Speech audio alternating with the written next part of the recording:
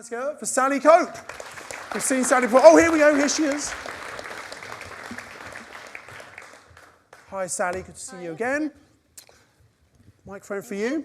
So, again, Kevin's not here today. I was asking Kevin to talk to this, but you could talk to this, can't you? Oh, I know. It's what we got the boss instead, haven't we? Yeah, that's right. Which is great. Okay. We let him have the day off. Exactly. So he's back tomorrow, though, isn't he? Yeah, he is. Good. Okay. So, Sally, it's one of your first deals, wasn't it? No, it's one of our first deals in Plymouth. Oh, sorry, in Plymouth, because, you've relocated. We relocated, so because you can do that now. Yeah. Now you've replaced your income. Yep, quite good. that's right. Okay. So, in Plymouth, talk to us about this property. Okay, so we'd done some purchase lease options before. So coming down to Plymouth, thought this is a good way to do what to do. And it was this came through letter to a landlord. So going through the landlord list. And it was about this time of year. And this was a student property. And it was empty. And the landlord was getting worried. Now, the owners, the landlord, are a retired couple, and they let it out through a student letting agency, who happened to be next door but one to our property. Right. Okay, that's where the letting agency was. And they actually had the next door as well as the property that we got here. But they failed to let it out. So hang on, the agency was right next to the property. They still couldn't let it out. That's right. Any reason why? Was it the condition, or what happened? So the outside of the property was fine. The inside was very tired. Right. Also, all the structure fine, but the furniture was odd. It didn't match. It needed a decorate. It just wasn't appealing. If you walked in there, it's a bit like walking back into the past.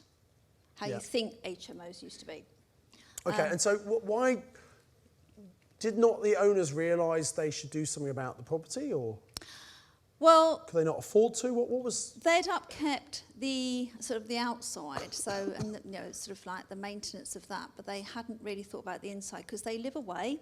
So, as far as they were concerned, everything was fine. The agent hadn't said anything, so everything was fine. Right. Until, of course, and the year before, they hadn't fully let it.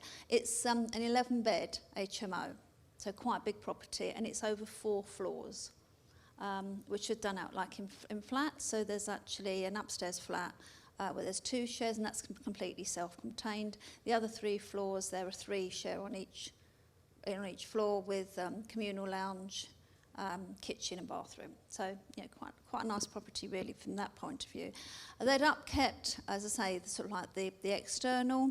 The kitchens were okay, etc. But as I say, it had about sort of 60% let the year before. So the owners were okay on this. They didn't have a mortgage. There was an income coming in. But then this year, when we got this, the next year, it hadn't let at all. And I think this is where everybody's beginning to get their game together, and so they're beginning to improve their properties, and the letting agent just hadn't said to the owners, this is what you need to do. Right, so because the owners weren't there, they were kind of relying on the agent, and sometimes a lot of agents aren't very good. Yeah. And I guess the agent doesn't really lose out as much as the landlord if it's empty, do they? No. And if there's an oversupply of property, they probably accept, well, some aren't going to rent. Yeah. And that doesn't help the landlord, but I suppose no skin off their nose, really. Exactly. It was just they couldn't really be bothered. What they did do was put an advert in. There's a parking space at the back, and they had an advert for their agency actually in the car park of the back. So if you were walking down the alleyway, you had the advert for the agency as well on an empty property. That's not a good advert, is it? No, it's not, is it? Okay. So, by the way, are there some not such good letting agents out there? Is that good or bad for us? Good. Good as long as we're not using them, obviously, but it's pretty good for us, yeah. So, okay, so it was empty and it was a landlord letter, so the landlord responded to you saying, well, the letting agent obviously failed to do what they should do. You went round, had a look. How did you get into the conversation about doing an option then? So they'd responded thinking that they wanted to sell it. But actually, the price that they wanted was the top end of market value, and we were thinking, we're not going to make money on this. You know, we can't sort of get our money out, etc.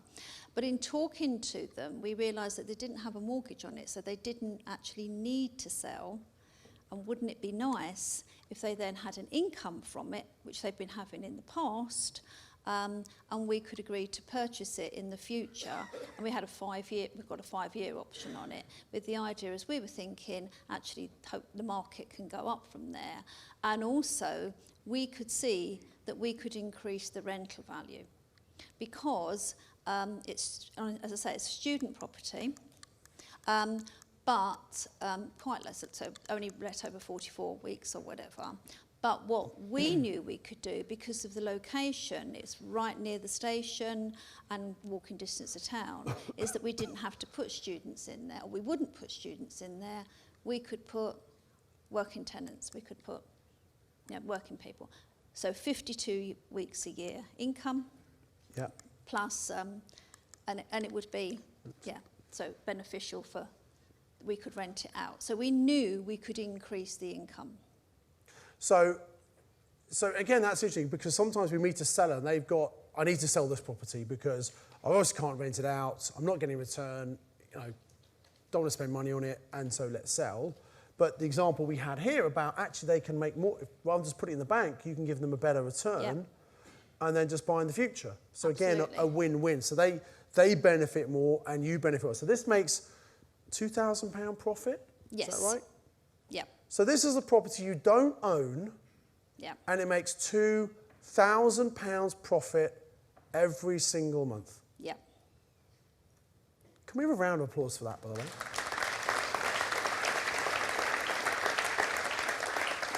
Now, part of the reason for getting people up here is to give you the belief. And so can I see a show of hands? How many thought that you couldn't even make £2,000 profit from one property, first of all, let alone one you don't even own? Who would have thought that beforehand? Okay? Oh, we've got some educated people in the room. Okay, good. But that's the whole point. We're trying to get you to think differently. So, Sally, what are the tips you might give people in terms of finding options or just dealing with sellers? Because obviously people are concerned, and it's one of our coaches, obviously you help people do that as well. But so think about, is there one tip you could give people when it comes to this particular strategy about options? So listen to what the owner is saying to you. When you have the conversation, listen to what they're saying. And what they're saying, what they think the solution is, might not be what the solution is. So listen to their pain, their problem. And also what you think the solution is might not be the solution, because you're not listening carefully enough. Absolutely. So you might go and think, I'm going to use this as a rent. And what they're saying is that's just not going to work, but something else might be better. Yeah. Yeah. So just listen to what's being said, and then walk away and think about how to solve the problem. Yeah. When I talk to owners, I never come up with a solution straight away. I always say to them, let me go away and think about that, even though I've got it in my head what I want to do. Because by going away and coming back, and I always tell them exactly when I'm coming back, I'll come back to you tomorrow. It's normally quick, like that. It looks like I've really been thinking about them. Yeah. I've really thought about how I can solve their problem and how I'm working for them. I hope you've written that down. That's a really good tip, because I find a lot of people sometimes put themselves under a lot of pressure, thinking, oh, I've got to try and work it out in my head, I've got to negotiate, I've got to agree on a deal when I'm here in the property. That's not the case. As long as you are going back to them quickly, as you said, it makes them think that you're thinking about it, and also it gives you a chance to reflect, maybe to, contact someone else, speak to your coach or buddy or whatever, and try and work out, what is the best thing to do here? Just sense check it with someone else, then go back with a proposal with a clear mind, and hopefully find out something that works for everyone. Yeah, absolutely. Yeah, that's a great tip. Excellent. And have you got? Are you looking for more options down there now? Oh, of course. Yeah, definitely. Okay. Would you prefer an option to buying generally, or you're happy to buy as well? Happy to buy as well. Yeah. We really do what fits the owner. Yeah. And it's a numbers game, isn't it? It's a numbers game. Got to keep persistent. Definitely. Yeah. Excellent. That's great. Just as an aside, The cost of actually of getting this to get that extra income was very, very little, because all it did need was a lick of paint and some new furniture.